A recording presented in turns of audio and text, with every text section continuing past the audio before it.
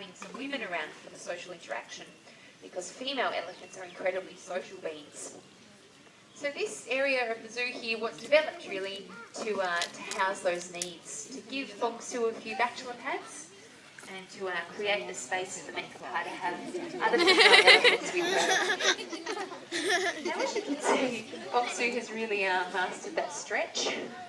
Pretty good going. Now, that in itself is actually a really good workout for him. He's really working those stomach muscles and his legs, and also his brain is having to think about the best strategy to get those apples. Sometimes he will just wait for the water to push them all the way to the edge, but we'll see how he goes today. So Bong Su does enjoy his solitary time.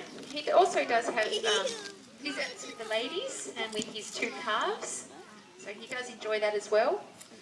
He's becoming, he's always been a gentleman, Bong Su, but he's kind of learning how to be less of a gentleman with the ladies, which is kind of important when it comes to breeding for elephants. So it's been good to watch those behaviours develop. Now, Bong Su is a proud father. He's got 2 kids here at Melbourne Zoo, Marley and Ongart, who are 1 and 2 years of age. And he's also got another baby on the way. So around Christmas time, we'll see another calf here at Melbourne Zoo, so very exciting times ahead. Having said that, Bong Su doesn't really have much to do with the kids. He does pay visits, but really they don't pay much attention to each other. His kids are a little bit scared of him because of his sheer size, which you can understand. They're not even a tonne yet. He's just about 5 tonnes, so he's a fair bit bigger. But it is wonderful to see him embracing this stage of life. Now, often I'm asked about Bong Su's tusks, how they're growing off at different angles like that. That's a bit like if we have wonky teeth that grow in different directions, and sometimes we have braces for that. We haven't invented elephant braces, and there's no real need for that either. But we do actually trim them about once a year, so you can see that they're flat at the end. And that's because the tusk that's growing straight down, that could potentially cause him a fair bit of trouble. If it kept growing, it would make it very difficult for him to lie down. And it could potentially snap off quite far up, which would cause him a fair bit of pain. So what we do is we just x-ray for the nerve ending and just file it beyond that. So it's a bit like us filing our fingernails.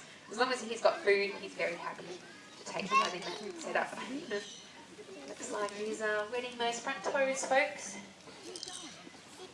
So I mentioned Bong Su's been a great contributor to our breeding program, and that's a really important phase of where we are heading as a zoo these days.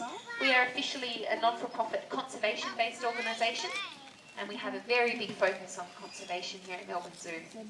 Now, the reason that we do have to focus on breeding these guys is because out in the wild, Asian elephants aren't doing very well at the moment. We are seeing their numbers dwindle rather dramatically, and so we need to find some strategies to deal with that.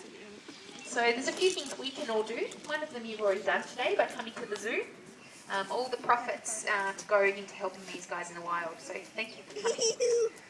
Something else we can all do to help elephants like Bong Su is to think about what we buy, what we put into our supermarket trolleys. One of the main reasons these guys are struggling in the wild is because of habitat loss. And one of the main factors at play there is something called palm oil. Has anyone here heard of palm oil? A few nods? Yeah, that's great. Excellent. Well, you might know, but I'm going to tell you all again. Basically, palm oil is something that's in a lot of our food, our cosmetics, our laundry detergents. And the reason we would like to avoid it, or to source sustainable palm oil, is because at the moment across Southeast Asia, every hour they say the equivalent of 300 football fields of native forest is being cut down, cleared, so that palm oil plantations can be put in place. So it's a pretty staggering problem at the moment. But what we've really been pushing for here at Melbourne Zoo is to have palm oil become listed in our ingredient list. Because at the moment, it's often just listed as vegetable oil, which makes it really tricky for us as consumers to know what we're buying and what effect that is having. So a good way to start, if you're interested in finding out more, is looking at our website, zoo.org.au. Come and have a chat to me when I've finished, and I've got some cards on me that let you know all the different things that palm oil is actually listed as. A whole range of things from vegetable oil to sodium lauryl sulfate, all palm oil. Another good step to take is writing letters, lots of letters to manufacturers, to local members of parliament, and asking them what their palm oil policy is, and for the politicians, asking them to support a bill that's currently being considered to make it compulsory for palm oil to be listed, because that's really the next step to make it easier for us as consumers. So I could talk about that for hours, but I might wrap up now. But if you do have any questions about Bong Su, this beautiful big elephant in front of us who's considering a swim, I feel, or about our palm oil campaign, do come and have a chat. I'm Sarah, I'm just down here with my bucket of apples, and do come and help yourself to a card as well. Have a great day. Thank you.